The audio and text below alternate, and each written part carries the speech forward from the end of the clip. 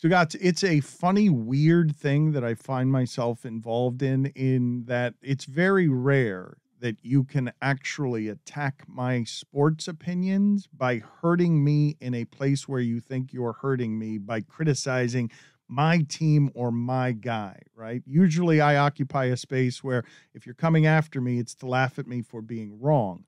But you can't tie my allegiances emotionally to many people. So when Aaron Rodgers plays well or plays poorly, I hear from a whole lot of people, just because what I've been saying about Aaron Rodgers basically for the last 10 years is I just really admire the craftsmanship of how he does his job. Some of the throws last night, Stugotz, they're just absurd. They're some of the best throws I've seen him make. They're absurd throws. So he was terrible in week one. And honest to God, I don't understand football enough to explain it to you. I don't. Beyond saying, man, it's really hard for Mahomes or Rodgers if their offensive line isn't quite right. I'm used to him overcoming just about everything. And I'm never used to him looking like he looked in week one. But how have we not learned anything, Stugotz, whether it's Jameis Winston from week one to week two or the MVP of the league from week one to week two, that we're not just ready to pounce at the earliest sign of that might be done. That might be how this turns, even though there would be not a lot of precedent for Aaron Rodgers looking like he looked in week one, a second consecutive week, because he's never played that poorly. You had one game. It was a one-game sample. And so, excuse me, it was a one-game sample. And so it's like the rest of his career just evaporated after that one game. And we forget how great Aaron Rodgers actually is. What are we doing? That's what we do. No, but what are we doing there? Because that seems unreasonable even by the measurements of fandom. The real criticism, besides me and Billy saying that he was tanking, and we're still not certain he's not tanking, Dan, because you don't want to, you can't oversell the tank. You know what I'm saying? And that was the Lions defense, and the Lions defense make a lot of quarterbacks look good. But really what the conversation was Aaron made the entire offseason about Aaron and wasn't really focused on football. And did that affect his performance and the team's performance in week one? That was really the discussion. You can make an argument that maybe it did. But last night, the result is what's making your argument. Well, the result certainly helps. It's not like he wasn't trying in week one or ill-prepared or distracted, and then in week two he wasn't any of those things. Right. Listen, he was 22 of 27. He had 4 touchdowns. He had no interceptions. Great on third down. He was amazing. Which is he is amazing. It changes everything when you can be great on third down. Mm-hmm. If it's Jameis Winston or Sam Darnold coming off a great game, you expect them to fall to the mean and have an off game. You just do.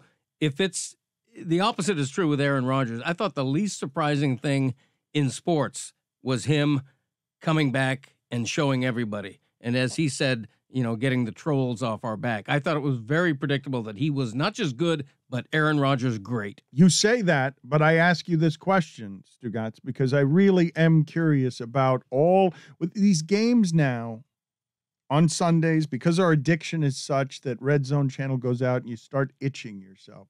These games have gotten to a point where they matter more and more and more. And with that, the coverage and the overanalysis and the hyperventilation around those games happens more and more and faster. And the question I want to ask you is, if you're willing to do that from off-season MVP to first week of the season, is this the decline? Is it going to start looking terrible after this?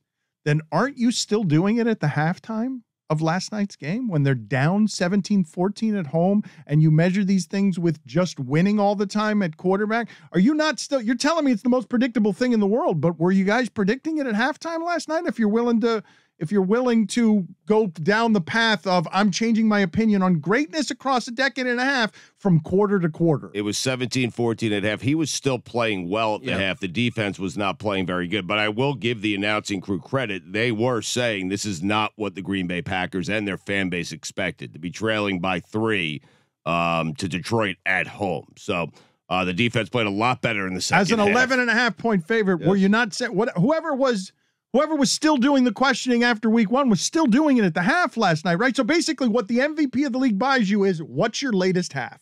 Right. That's basically where the measurement is on some of this stuff. Well, Dan, I think a lot of people don't like how Aaron conducted his business in the offseason. So perhaps there's people sitting there wanting, even while he's playing good, wanting that team to get off to an 0-2 start. Who is second then on the list of people you're rooting against rather? Urban Meyer is this person going away. In fact, it is rare for the NFL to give you one of these treats where everyone's like, oh, okay.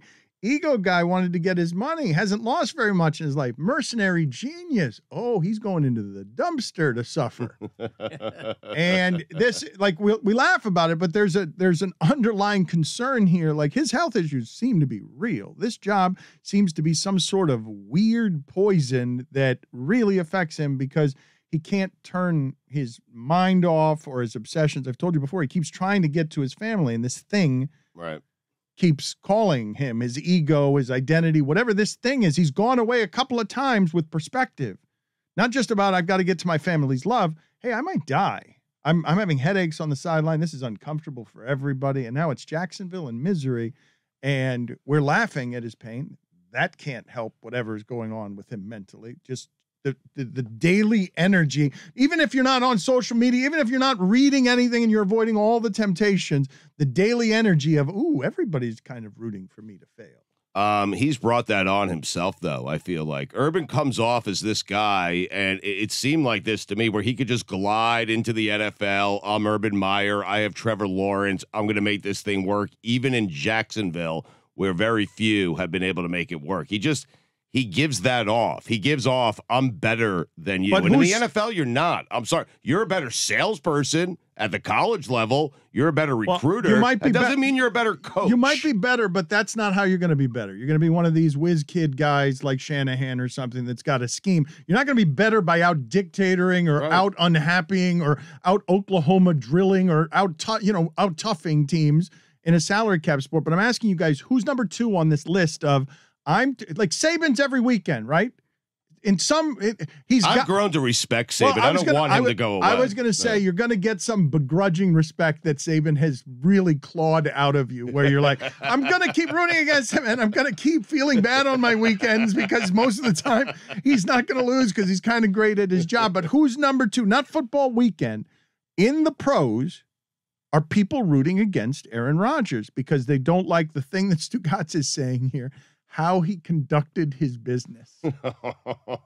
I think there are some people probably rooting for the Packers and Aaron Rodgers to have a bad season. Yeah. Is there anyone else you're rooting against is what I'm asking you guys. I think Belichick is somebody. I think there were a lot of people last year that loved, not so much that Tom Brady was succeeding elsewhere, but that Belichick was finally failing and being mortal and having his first losing season in 20 years. This is the thing about this to me, though, that's so fascinating. Can we close the book on who's the most important piece and what's the most important position piece? Like, I feel like last season closes the book. The way you can legitimately ask the question right now with what you're seeing. Oh shit, did Belichick kind of fail Brady the last 3 years by not actually going out and getting some of these guys? They tried to get Antonio Brown, but did he actually fail where he's making Brady look spent at the end because he's throwing pick sixes in a playoff game at home against Tennessee that they're losing? You got to question Belichick a little bit. He wanted to go with Garoppolo like 7 years ago, Dan. I mean, but I'm not even talking about the questioning of Belichick. I'm just saying, can we put it to rest? Yes, of course. On when this Urban Meyer savior comes in, that he's got to be, that Trevor Lawrence better be Brady if that's going to happen. Right. And Trevor Lawrence might be Brady, but we're not going to see that if he becomes Brady, which sounds absurd because I don't think we'll ever see that again.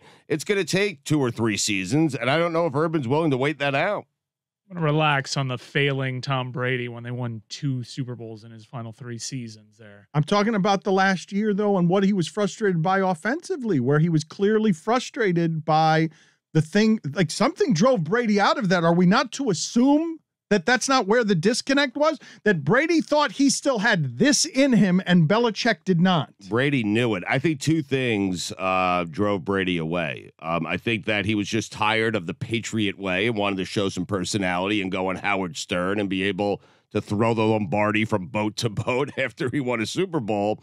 And I think what you just pointed out, the fact that Belichick was unwilling to still invest in an offense with Tom Brady as his quarterback. And Brady clearly has more to give. That would be hurtful, but I feel like instead of doing the conversation, because I really am asking you guys, I don't care who wins between Brady and Belichick, although that seems to be fairly obvious. Mm-hmm.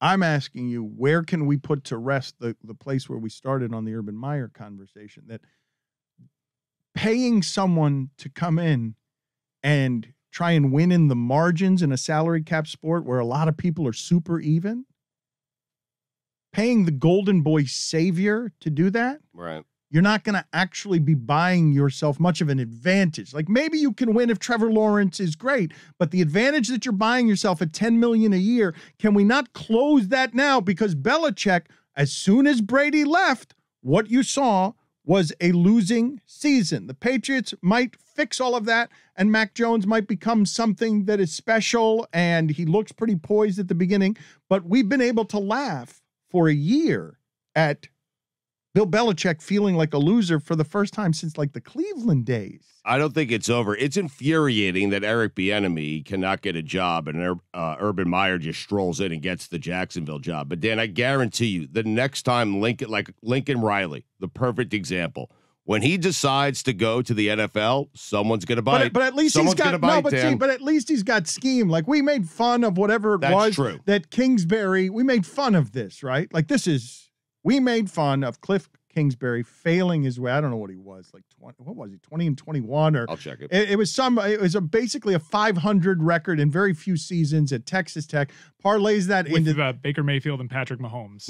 Yes, it's an important part of it. It is important. So he goes to Arizona, and it would appear that because they were able to, I don't know, is it Donnie Deutsch who says, as philosophically, hire slowly but fire fast? They did something nobody does. They got rid of they're like, nope, never mind about our investment in this first round quarterback. We're going to go get another first round quarterback. He's going to be small. He's going to be super tiny. I'm going to go against the measurements. And Kingsbury, if he ties himself to that quarterback, that guy might get 10 years in the pros if that team stays healthy. He was 35-40 at Texas Tech. Wow. 35-40. 5 games under. But is that not the way it's going, is my point. That if you're going to get one of these guys who can actually change things for you, the way to win in the margins is not big CEO who's going to be all powerful and change the culture like Urban Meyer. Do you have a schemer? Do you have a Shanahan? We didn't know anything. We did.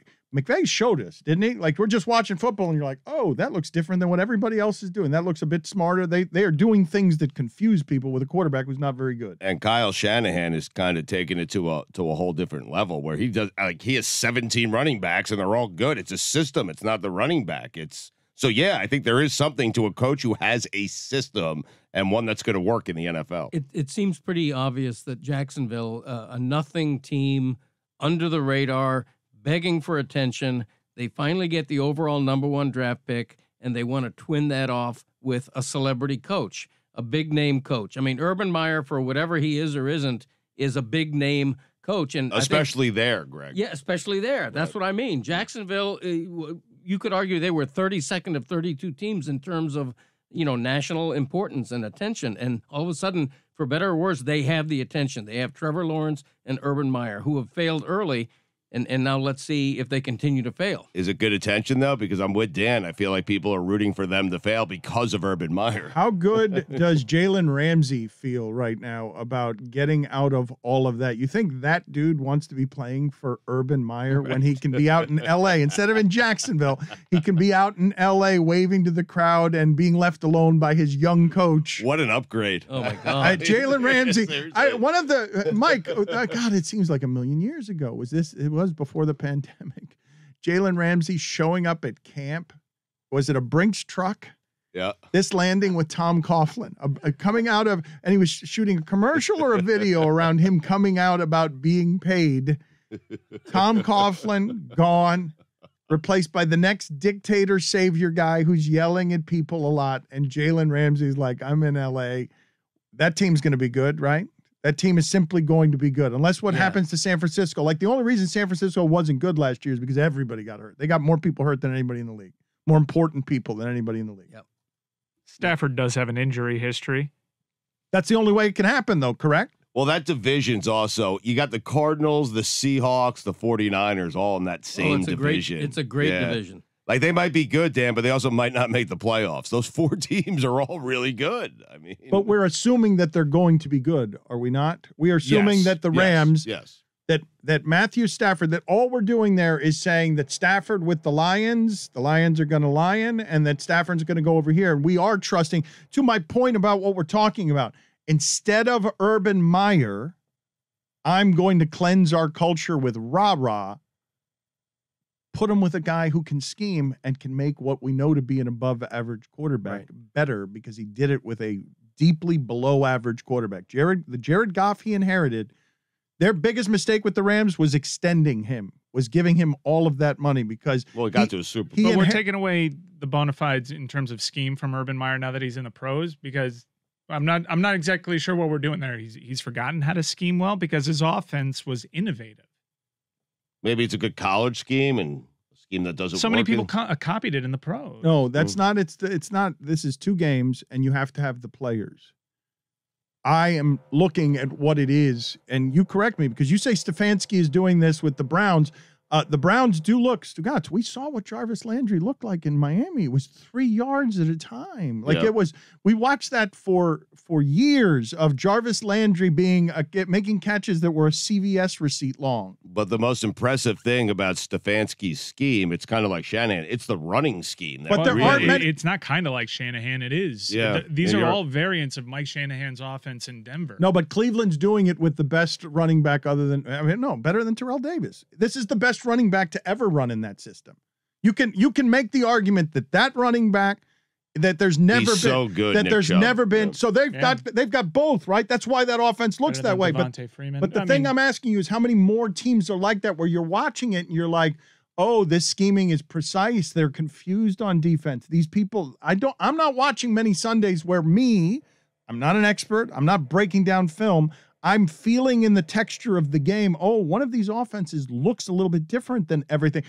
Shanahan looked like that in Atlanta, Stugatz. That's how it looked in Atlanta. I think LaFleur has some of that. Even Aaron Rodgers last night was crediting him with just making the right calls, right time, scheme. The offensive game plan headed into the game was perfect. So maybe he's one of those guys as well. Aaron's never had a problem with him, at least not that I know of. It's always been upper management, right? I don't think that is accurate, but you might want to check in with a Washington radio caller to find out whether or not that's accurate, or just the internet, because I think there have been a lot of reported problems between. Aaron's had several opportunities to be like, no, we're totally cool. And when he does try to do that, kind of feels a little lip servicey. It's never felt warm, correct? We've never felt like. It felt warm to me last night after the game. It did. Generally four not touchdowns warm. Generally not a warm dude, Aaron Rodgers. This is the way we're doing it, though. Basically, it feels warm when they win by 3 touchdowns. It feels not warm when they lose by 5. Yes. All right, very good.